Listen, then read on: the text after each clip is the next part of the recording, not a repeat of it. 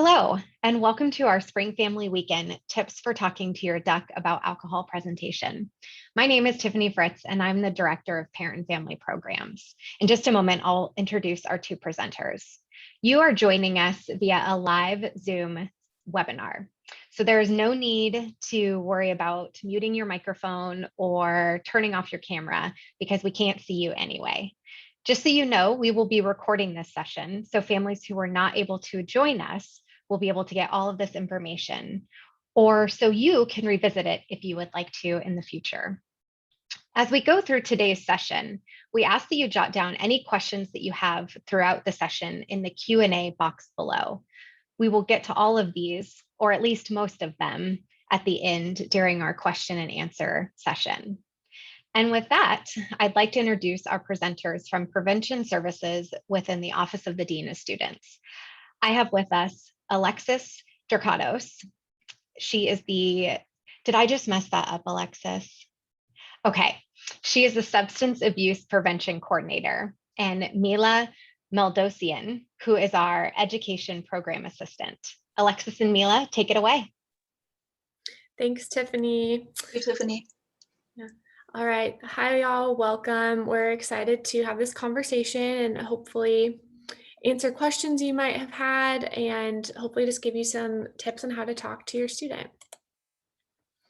So just again, an introduction of who we are. So my name is Alexis Strucatos. I work in the Office of the Dean of Students as the Coordinator for Substance Abuse Prevention, overseeing all of our efforts specific to alcohol and other drug misuse prevention, harm reduction programming, and things of that sort.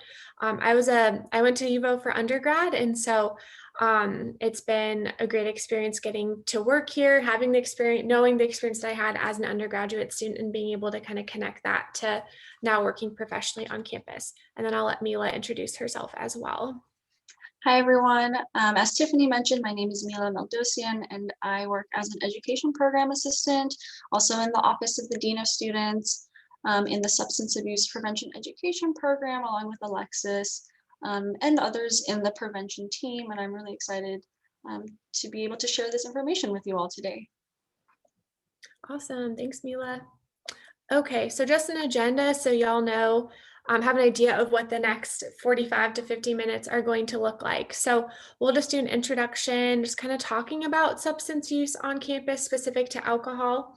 One thing I'll say at the forefront is we're focusing on alcohol today. There might be questions about other substances that students may or may not engage with, but we're really just going to focus on alcohol because that's what this research and information is based on. We'll talk through some communication techniques for what this conversation could look like, allow you to maybe reflect on your experience or your background, the knowledge that you're coming in with, actually how to talk about alcohol. So maybe going into things like how alcohol works in the body. These might be things you're familiar with or no, but maybe we'll give you some tips that might be reminders or things that will just help you engage in these conversations. We'll talk through why students do drink, why they may not drink, and just kind of validate and talk through both of those different areas. And then we'll just do an overview of binge drinking, what that is, and just why it's important to have this conversation with your student.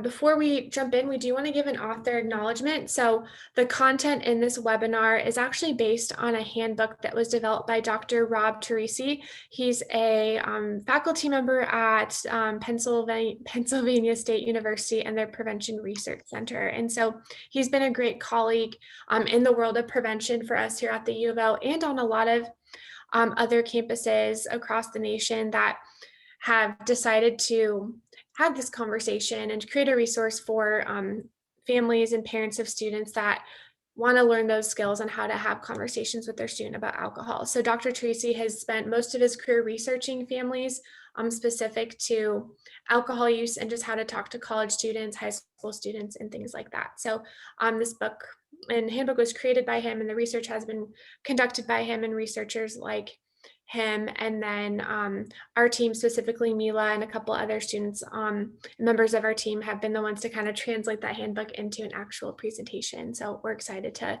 deliver it in this mode today. So I'm going to pass things over to Mila now.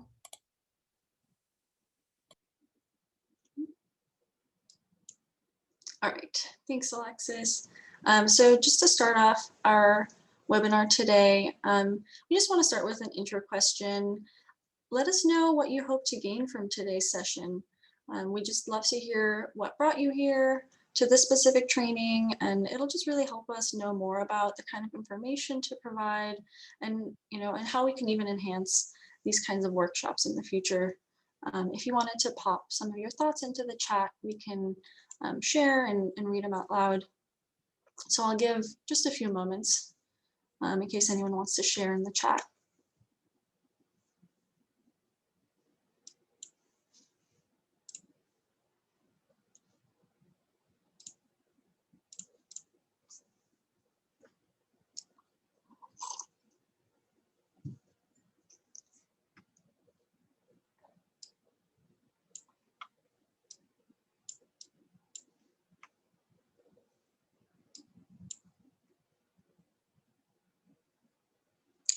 And if you don't feel like sharing right at this very moment, that's totally okay too. We will have a post survey at the end where you can share some of your thoughts as well.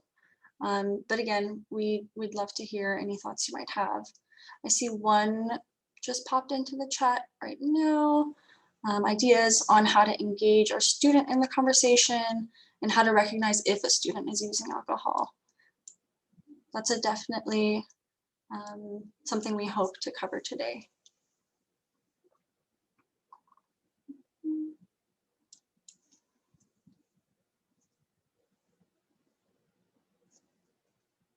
So again, as I said, you can, we'll have a post survey. So if you have any other thoughts and feedback to provide, you'll be able to do so.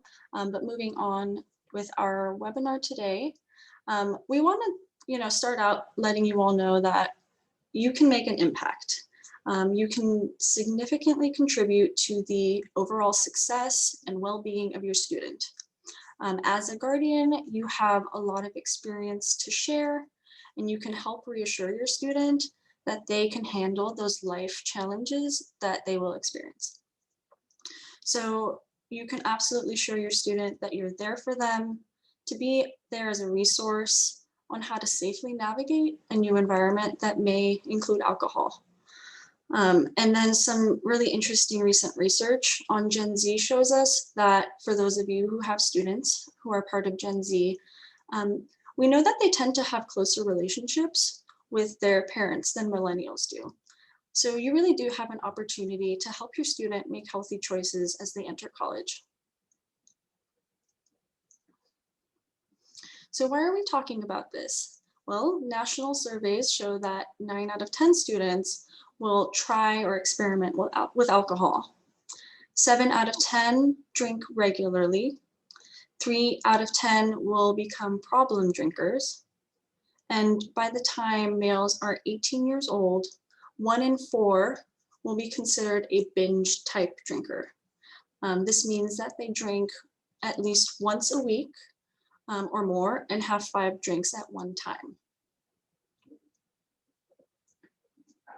And although college-age students are under the legal age for drinking alcohol in the US, it is important to remember that alcohol is the most widely used drug by this age group. And research has shown us that binge drinking, or drinking to get drunk, is associated with riskier behaviors, things like injuries, issues with conduct, unplanned sexual activity, and dangerous driving.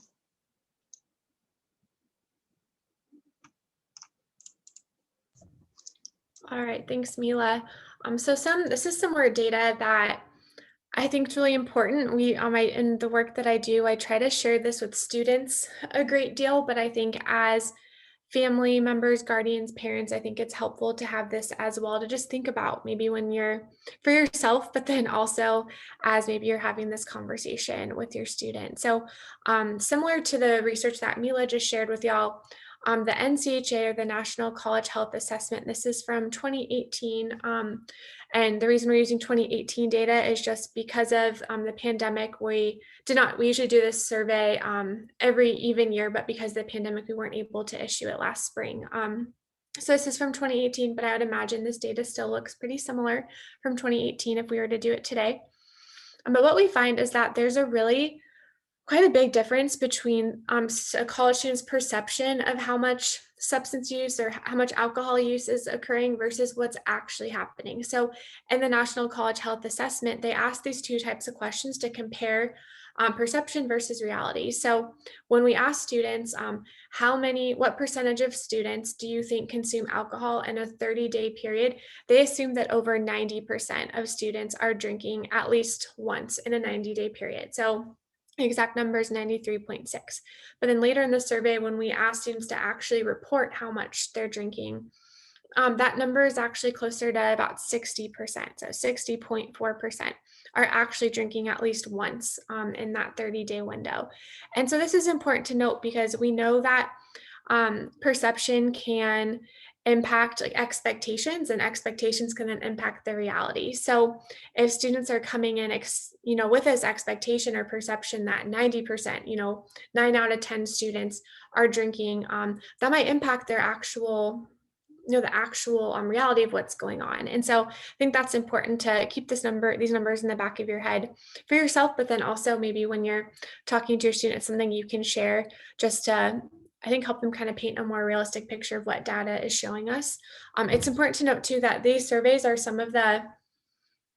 we get a pretty high participation rate in these surveys, and these surveys are not just implemented at the U of O, but across nationally across college campuses, and we're able to see these trends we're able to see very similar trends on every college campus across the country. So if you have questions about that data or what that looks like, I think that's helpful to know that we do see kind of consistency with it. When it comes to a lot of what we're doing today, it's really encouraging you to have this conversation. So you might be thinking to yourself, when's the best time to do that? We'll get into the how pieces, but if you're thinking, when should I? Here's a short list of some potential times. So the first is birthday celebrations, 21st birthdays in particular. But I think birthdays as a whole, we know that might be a time where your student wants to celebrate, have a good time with friends or with roommates, things like that, maybe with family. And so just having that conversation maybe before a birthday celebration, just to check in and see how they're planning on celebrating their birthday. The next is before the start of a new academic year. So maybe before fall term, we're kind of checking in the first few weeks of fall term, seeing how things are going, what how they're planning on, especially now when maybe for future fall, when we might be in a more in-person model, not as remote. So kind of checking in what that might look like as they're readjusting to being back to maybe being a more in-person model or not being as remote and from what it looks like currently. Other holidays, we know there's some holidays that do have we see higher alcohol use. So things like Halloween, during other times of the year, like spring break, Memorial Day weekend, other times of the year like that. Other holidays like 4th of July, St. Patrick's Day, even Cinco de Mayo, we see a lot of these celebrations where we do see an increase in that. So even checking in a few weeks before, again, kind of asking the question of how they're planning on celebrating, but these are good time points to keep in mind.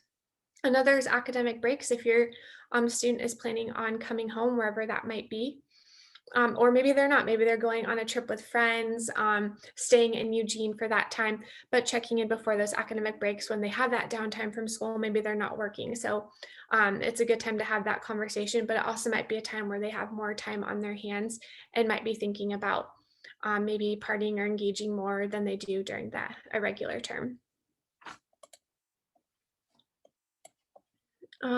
As for just ways to improve your communication, beginning the conversation, here's just we wanted to provide some potential objections a student might have and what your response could look like. And so for a student that's maybe afraid or maybe has some annoyance about that they're just going to hear a lecture, that objection might look like, I know what you will do if we talk. You'll lecture me like you always do. Then you will argue. Then if I argue, you will interrupt me. A way that you could respond to that is agreeing and maybe saying, my goal is to not lecture you. I want to listen, hear what you think. I want to change now that you're heading to college. So maybe the way y'all have conversed before has turned into more of that. This could be a time to kind of emphasize, okay, I know you're going to college now. Let's change how we have maybe challenging conversations. The next potential point of objection is maybe anger or just feeling mistrusted by you. And so if they, express that, question whether or not you trust them, a response could just be affirming that, letting them just straight up saying, I trust you, and then recognizing that this is a really important issue. And we need to make sure we're pulling all our resources and information to make sure we have the same expectations and know what to do. And to do that, we need to talk to each other. So again, kind of letting them know that you trust them. This isn't about a lack of trust. And then making it clear that this is an important issue that y'all need to kind of collaborate together on. Next objection or concern is fear of punishment. And just worried that that they might be worried that if they share information with you, that then there might be, maybe you won't let them go out or something along those lines. And so response to that is just assuring that's not the aim of the conversation, that you're planning on listening, you're going to take what they say seriously, and just try to be on the same page, that if I'm going to be direct and honest with you, I hope that you'll do the same. And then lastly, you might have that student that thinks they already know it all. Maybe they know a lot. Maybe they had learned a lot in their health education classes. Maybe they have some experience. Maybe you've had some conversations before. But if you have that student that just kind of wants to write off the conversation, doesn't think that it needs to happen, just, validating that, saying, you already know quite a bit. It would make me feel better though if we talked it through. And then maybe trying to get on their level and say something like, it would help me to better understand how things are different from when I was your age. So kind of letting them be the expert with that information of what life looks like for them on their college campus. Some other communication techniques to think about are just to really listen. And so this is, and I know sometimes when we listen, we start listening just thinking about what we're going to say. But I think with this, it's just to take things slow and to listen, not trying to come up with a response, but to really hear where your student is coming from. Just verbalizing respect. We kind of talked about that a bit with some of the how to combat some of those objections you might get, but just being really direct and just trying to be as respectful as you can. The next, choose a good time. And so that could mean what time of the year you're doing it. So kind of like when we talked about, is it during an academic break because you want to do it in person? So when your student is maybe home or you're together, maybe it's just being aware of what's going on if you're calling them and it's during their midterms or finals week. That might be a really stressful time for them.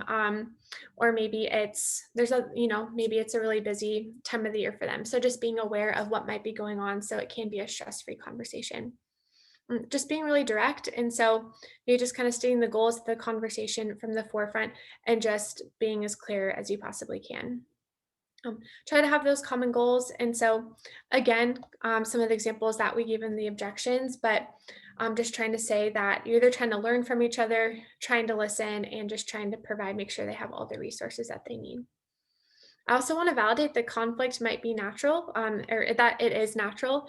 And so it's okay that if y'all might be on a bit of different pages and that you might end up having to agree to disagree. And so just know that that's normal. If that's coming up in those conversations, that's not abnormal for you or your student. I think that that's to be expected a bit. The next is using appropriate body language. So especially if you're doing this in person, or maybe you're on Zoom or FaceTime, however you're choosing to do this, just having that appropriate body language. So if things like having your arms crossed, or some of the, giving off some of those things that you might be feeling frustrated if you're tensing up, things like that. You might feel like you want to, and you might feel those things, but if you can really try to hold back from doing that so that you can have that more open conversation, because we pick up on those things with others' body language. Avoiding communication stoppers. So, trying to avoid those questions that will just end with yes or no. Some of my favorite ways when I'm trying to get more information from someone, or really trying to allow them to speak, are saying things like, say more, tell me more, can you elaborate on that? So just doing those things where you can have a more open-ended conversation. And then avoiding debate mode. So if you can tell you're both tensing up, or it's turning into maybe some defensiveness, maybe take a break, or just really trying to get into that where get into a space where you're both trying to debate each other. So I think you can maybe feel if that's about to happen. I think it's okay to take a break and try to come back, maybe agree to disagree for a moment and then come back to it when maybe it might be a better time. Another thing to think about, this question might come up, your student might ask you, did you drink when you were a student, or did you drink when you were my age, or did you drink before you turned 21? And so some important things we want to highlight is that lying about your substance use or hiding it can really undermine that effective communication. So no matter how you feel about your student drinking or using alcohol, just being really honest, it's okay to be honest with them. So whether or not, however you feel about your use when you were their age, I think just being as honest as possible. And I think that'll go along with just building that respect and rapport with them for the conversation. The other important thing to do is it's okay to, if you want to use any of your experiences that maybe you've had with drinking, that's okay, especially if maybe you want to illuminate some of those negative experiences. We're not wanting to shame anyone. We don't want to shame the student we don't want to shame your student. But if you're, for example, maybe like sharing an embarrassing moment or talking about your experience with a hangover or something like that, to talk about some of those negative consequences. One thing we really want to avoid doing is kind of glorifying that. So sharing those, like, if that's part of your experience, really not trying to glorify the idea of drinking on a college campus or party culture, just because then that'll impact how your student's going to view it if it's being viewed in that light. And so other things, if you get questions, if maybe you haven't had those negative experiences, or maybe you yourself didn't drink or don't drink, that's okay. Great to share that with them. But I think the important thing to note with that, because it could come up, your student could have the question if you've never had any negative consequences, why should I be worried about this? And so I think just highlighting that everyone has a different experience. And so just because you as their parent or guardian didn't have a negative experience, is not always the case for everyone. So always just highlighting that everyone might have a different experience and letting your student be aware of that too. I'm going to pass it back to Mila. Thanks, Alexis. Yeah, so when you begin to have your conversation with your student about alcohol, we definitely encourage you to approach it with a statement that conveys open-mindedness and really an interest in your student's thoughts. Ask your student what they think. Listen while trying to understand their thought process without defensiveness. And then even if your student says that, something that you want to hear, like, I don't, drink at all, let alone drink to get drunk, don't necessarily assume that you don't have to have this conversation. Your goal is not, just to reassure the student through talking, but also to help expand your student's thinking. The goal is, wanting to help them be equipped to deal with the range of experiences that they're going to encounter in college. And part of that experience may include experiencing some new social pressures. So people love to talk about themselves, including students, so definitely ask questions, hear what they have to say. People like to explore logic, thinking things through. What they don't like is being told what to think. So definitely begin the conversation with curiosity about what your student thinks and what experiences they've had as a sort of starting point.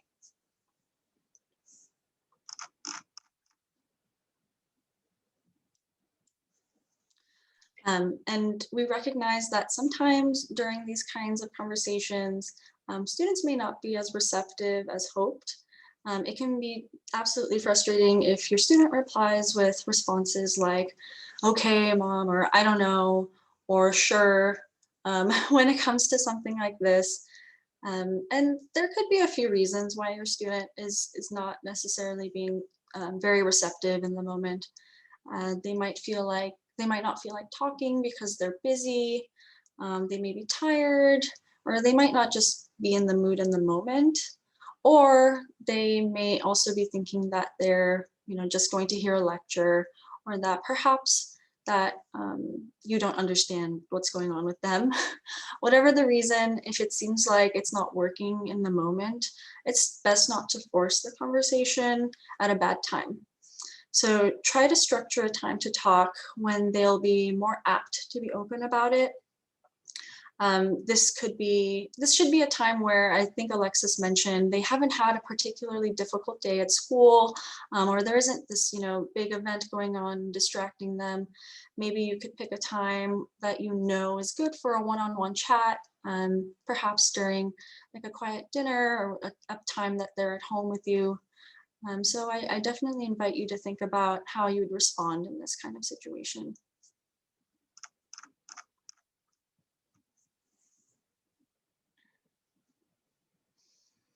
And so when your student enters college, it's more than likely that they will form new social groups. And the most influential reason why students drink is because of social reasons. And friends can influence your student in two big ways. There's active social influence, and then there's also passive social influence. In active social influence, a friend explicitly suggests that your student engage in some behavior, like let's go drink. Whereas in passive social influence, students may think that everyone is doing something, and so they think that it's an acceptable thing to do. So you can help reduce that sort of social pressure by helping your student resist active influence, and also by helping your student realize that, not everyone is necessarily drinking. And even if there are people engaging in an activity, it doesn't automatically make that the, right or a good thing to do. So some common pressure lines that your student may hear are like, come on, everyone has tried it, or if you won't drink with us, then why are you hanging out with us? It's all part of growing up and being in college. Or we drank once before, so what's the problem now? And you'll love it. So there's just some common things that your student might hear and feel that active social pressure. So in essence, students need to develop the skills to resist these kinds of pressures and affirm their own values and beliefs and attitudes. And what we know is that simple, very straightforward answers tend to be the most effective. Things like, it's just not for me, or it's not what I want, or even I don't drink.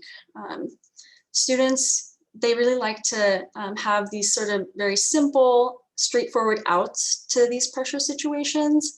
So as you're having these conversations with your student, just definitely encourage them to keep these lines in mind. Have them have some of these short, quick outs, so they'll be prepared before they find themselves in an uncomfortable situation.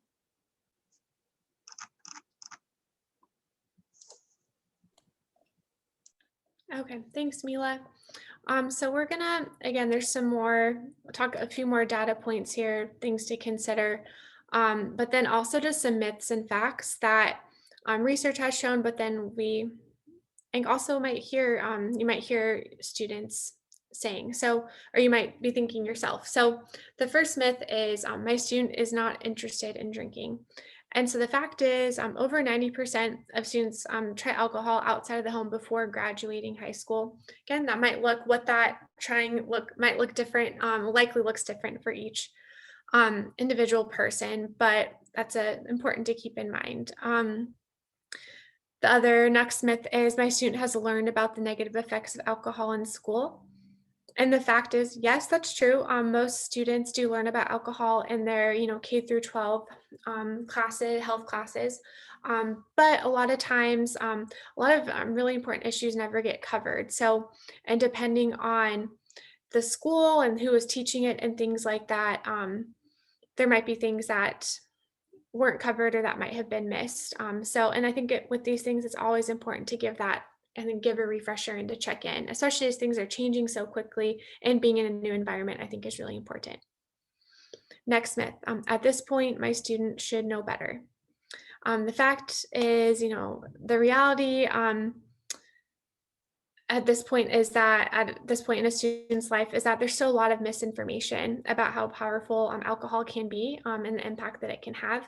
And I'll talk about some myths in a few slides that I hear a lot from students. And when we do these workshops where we're talking about blood alcohol concentration, for example, there's so many things that are myths, like culture. I even hear that with my friends who are in their late 20s, of things that that I think are still myths that people just aren't aware of. And so I think it's important to just really emphasize just how powerful alcohol is. And then the last myth on here is my student won't listen at this point.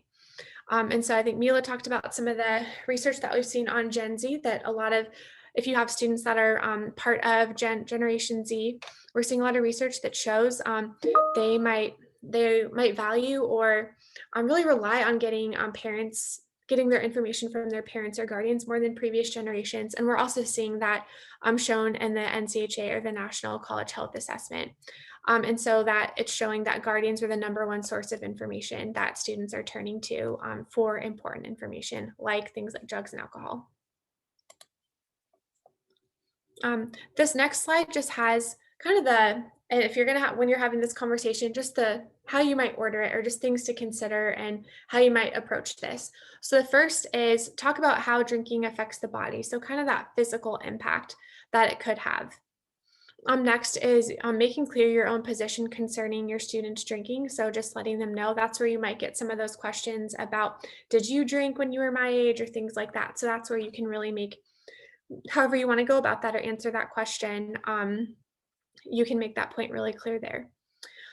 Third is recognizing that students might drink for a variety of reasons. And so addressing this directly, and then the more information they're able to have, then they'll be more informed to make the best decisions that they can. Fourth is just discussing reasons for not drinking, and the negative consequences that could result from drinking. And so, like we talked about, students have this perception that 90% of their peers are drinking. We know it's much less, it's about 30% less than that. And so it's important to kind of talk about, well, here's the reasons why someone would not, and here's why your peers may not be, or why you could consider not. So just having that conversation there. And then fifth is just being willing to be that kind of partner with them, and help them find alternatives. So like when we go back to that, students have this perception or expectation that everyone's drinking. They might say, well, what else am I supposed to do? That's what everyone's doing. So this could be you could be that person to say, oh my gosh, I went to Spring Family Weekend and I learned all these amazing things that are happening. Or I'm learning from the Parent Family Programs newsletter about all these awesome events. Can I share them with you? And that just might be alternatives to them drinking and things like that. So just something to keep in mind, just to partner with them on that. Just an overview for some. This might be a review, but if not, hopefully there might be some tidbits you can take away. So just how alcohol works in the body. We know that alcohol, it enters your bloodstream. And so that's why when it comes to how it impacts us and why the effects can be so severe, is because it's in our bloodstream. And so it's going to affect all of our organs in our body. And so our BAC, or blood alcohol concentration, depends on how many drinks someone has had, their sex assigned at birth, and how much they weigh. We also know there's a lot of other factors that can impact BAC. So whether or not you're a man or woman, we also know if someone is taking medications, if they're taking prescribed medications, that might impact it. How much they've eaten that day, if they've exercised, your mood. BAC, it can be a great tool to monitor your drinking, but it can also, we know that there's a lot of variables in it. I talked about earlier, how there's a lot of myths that I hear every single day in my job. The #1 is about BAC and how people think their BAC can be lowered. The only thing is time. And so if you have this conversation, that is the one thing I would ask you to bust. That's the myth I would ask you to bust, is time is the only thing that will lower someone's BAC. Cold shower won't do it. Cup of coffee won't do it. Sleep won't do it. Unless they're sleeping for a long time, it's just time that will cause that BAC to lower. Because alcohol has to be broken up in our liver, and that's the only way alcohol will leave our bloodstream. Alcohol is a depressant, and so that's why it's going to start slowing down things like breathing, how we think, our judgment, and things like that. And then lastly, BAC looks different in different people. I mentioned that there's a difference between men and women, and how it impacts us. So just kind of keeping that in mind, depending on who you're talking to as well. Again, reasons why students drink might add to a celebration. So maybe they're wanting to celebrate something exciting that happened. For some, it could be they want to enhance sexual experiences. Lowering stress, maybe maybe it's a really busy week, they just finished midterms, and so it could be a combination of lowering the stress of midterms or just celebrating that they're done with midterms and it's the weekend finally. It could be wanting peer pressure, fitting in, again, going to that idea that everyone's drinking, it's something I need to do to fit in. So just wanting to be a part of what they think is the norm. Helps mood. So again, maybe they're feeling really anxious. I know there's the myth that alcohol is a good social lubricant. It might reduce social anxiety, or maybe it's just been kind of a bad day, bad week, and so just wanting to improve their mood. At first, alcohol might serve as, it might do that at first, but then we know eventually that's when more of the depressant effects come in, and we see some of those more negative mood swings that might happen. Just something to do. Maybe they're bored and it just seems like this is what's available to them. They're not aware of other things happening in town or on campus. And then for some, it also, we know that alcohol, it, kind of relaxes us and might impact our judgment. And so for some, it might be easier to express feelings when, once they're under the influence. Some harm reduction tips. So, if you're talking to your student and they are planning on drinking or using alcohol, here's some harm reduction tips to make sure that if they're choosing to, that they're doing it in a safe way.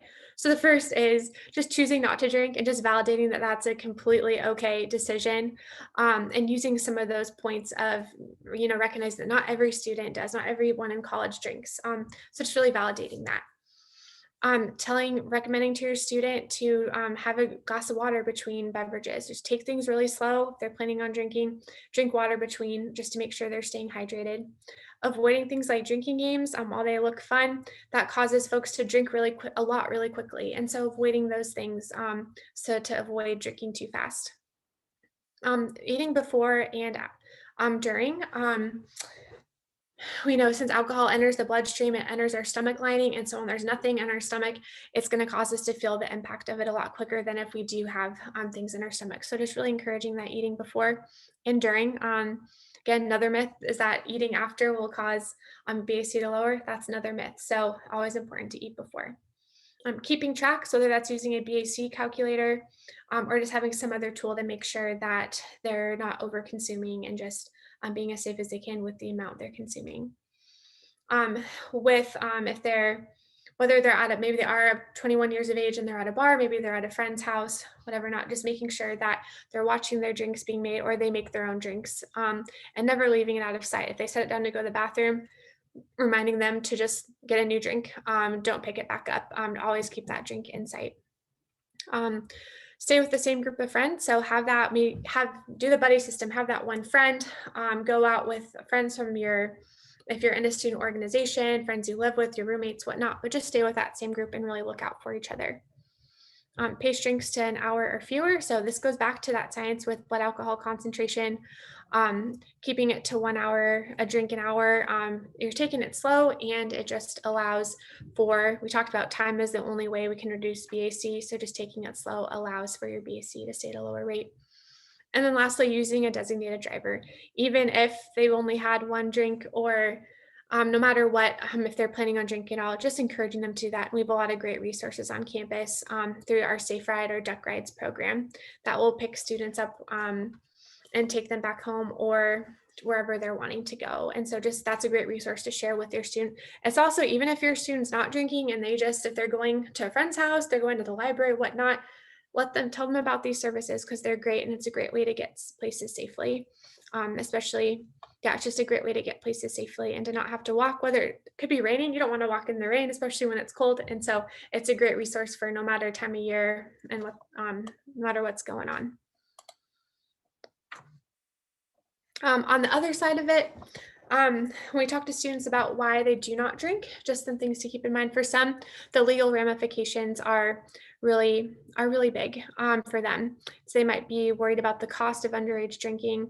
Others might be worried or have the thought that drinking makes you sick, and so just worried about the impacts of hangovers or things like that, throwing up, any of those things. Worried about premature death and just the really severe effects. Or others might be afraid or fearful of potentially developing a substance use disorder.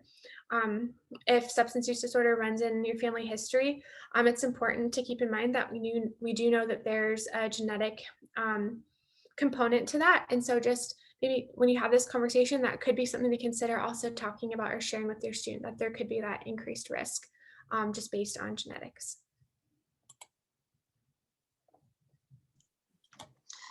All right, thank you, Alexis. So we want to kind of move on into helping your student weigh the pros and cons in these conversations. As Alexis mentioned, there are, reasons why students drink, and then there are some reasons why they don't drink. And so I think it's important that we acknowledge, and when you have these conversations, to acknowledge, those reasons why students decide to drink, and they can decide to drink for a lot of reasons, and they feel that it adds to their experience. And it's important to recognize these sort of reasons that your student may feel are positive reasons, so you can show them that you understand where they're coming from. And we know that if you overly focus on negative consequences or scare tactics, it can actually potentially backfire. Research shows that when faced with highly fear-inducing information, people often tend to shut down because, understandably, people want to avoid very anxiety-invoking information. Also, it's important to note that focusing on a sort of scare tactic may result in a loss of credibility in the student's eyes. For example, if their friend has had a positive experience with drinking, they might believe that you're lying to them if you emphasize that everything is always negative, or something bad definitely will happen. So we want you to know that, be sure to discuss the negative consequences, but in a very straightforward and honest way, and while acknowledging what is a fact and what we know as fact, and then what is an opinion that you've developed based on those facts or what experiences that you've had.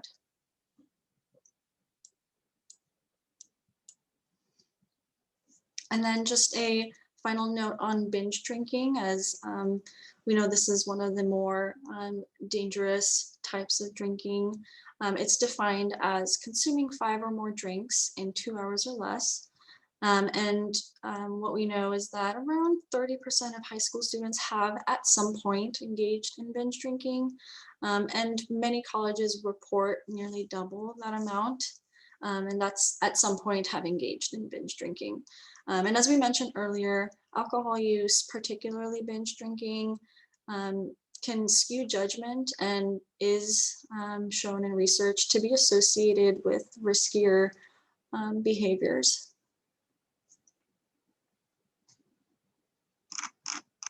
So some key points that we hope that you take away with you as you start to think about these conversations with your student. Again, as we mentioned at the beginning, you have the power to make a significant impact to the health and well-being and the success of your student. Definitely share your experiences and what you've learned. Remember to avoid, overly focusing on negative scare tactics, and instead discuss those negative but real consequences in a straightforward and honest way, separating facts from opinion. And it's important to understand why students drink, so you can help your student find, alternatives to drinking. You can help them find other positive activities that they might be seeking. And lastly, the goal is to ultimately help your student understand the range of experiences that they're likely to encounter in college and how they can deal with them. So we'll pause here, and if you have any questions, feel free to submit them.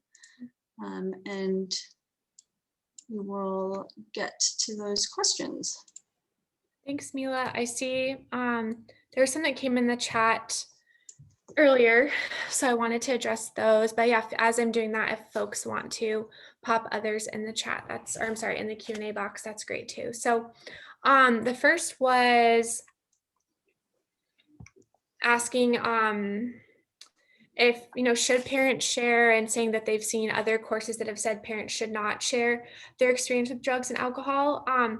And they said what they've heard was to say, what I did was my parents' responsibility and what you do is my responsibility. And so I think the main point that we're making when we say being honest about your experience is not lying. So I think it's okay if you don't want to disclose. I think that's okay, but I just wouldn't lie. I would be honest. And so if you did drink, I wouldn't tell them that you did not. So I think it's okay if you just want to maybe not give it, say something like that. I think that response is fine.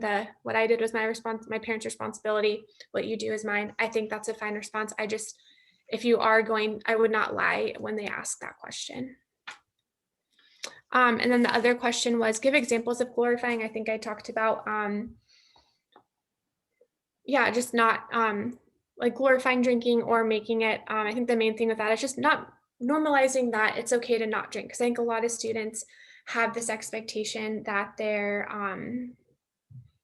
going to be expected to drink, or there's going to be pressure to do that. And so I think as a family member, a guardian, a parent, also not putting that pressure on as well. So I think just, letting them know what those other options are. And no matter what you did when you were your student's age or when you were in college, just letting them, kind of letting them approach what they want their college experience to look like. And just try not to normalize drinking, because that might be something that they're concerned about as they're about to start their college experience. Okay. And I want to be mindful of time, but another question we had, I'm just going to read this out loud. My student says people say White Claw is a common drink because it's not that bad like seltzer water, even though it does contain alcohol. Can you talk to this? Is a common drink. So I'm guessing it sounds like the question is how White Claw is a common drink. So maybe how to respond to that if a student is saying, oh, a drink like White Claw isn't bad because it's just water, it has a little alcohol in it, but it's just water. So I would still emphasize that even though it is seltzer water, that it still has alcohol in it. And I think also letting them know that, especially a drink like that is really sweet, maybe you can't taste the alcohol as much, that in some ways that can be more dangerous than other forms of alcohol, because if you're not able to taste the alcohol, then you might drink more of it and not realize how much alcohol you're consuming. And so I think just having that conversation of, recognizing that is a common drink, or other seltzers are really common as well, but emphasizing that it does contain alcohol, and just that in some ways that it might be more dangerous than other forms of alcohol, just because it doesn't taste like alcohol like other things do. Cool. And yeah, if there's other questions, I think we're at time. Is that right, Tiffany? You're muted.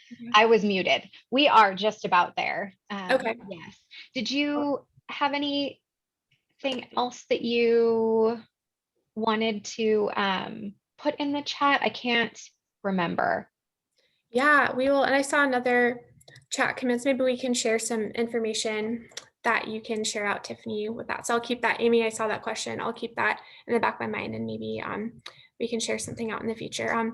Yeah. And for those watching, the question was how to recognize if a student might be using alcohol.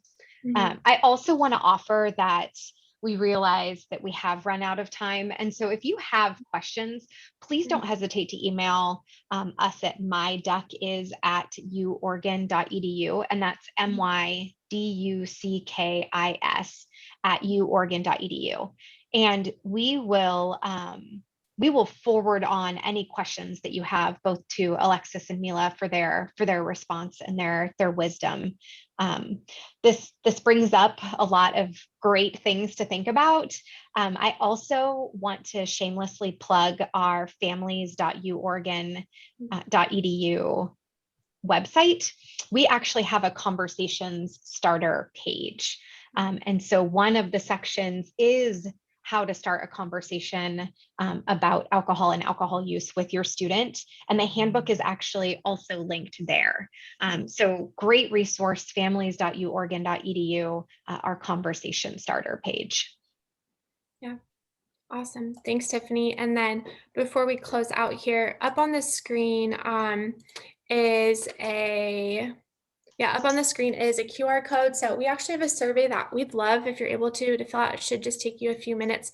So if you have a cell phone near you, maybe while I'm doing that, if Mila, are you able to put the link to in the chat? Yeah, I'll do that. Yeah, if you have a cell phone, you can just pull out your camera and take a picture open your camera and just hold it over the QR code, and it'll take you to the survey on your phone. We'd love your feedback. As we said, this is one of our first times doing this workshop, and we're excited to tailor it from our handbook. And so we'd love feedback just to see what y'all learned today. And Mila just put that in the chat. So cool. Thanks y'all so much. Thank you, everyone. Thank you so much, Alexis and Mila. Thank you so much for agreeing to have this conversation with our parents and family members participating in Spring Family Weekend. We really could not have done this without you. Thank you so much. Yeah, no problem. Thanks, Tiffany. Thanks for having us here.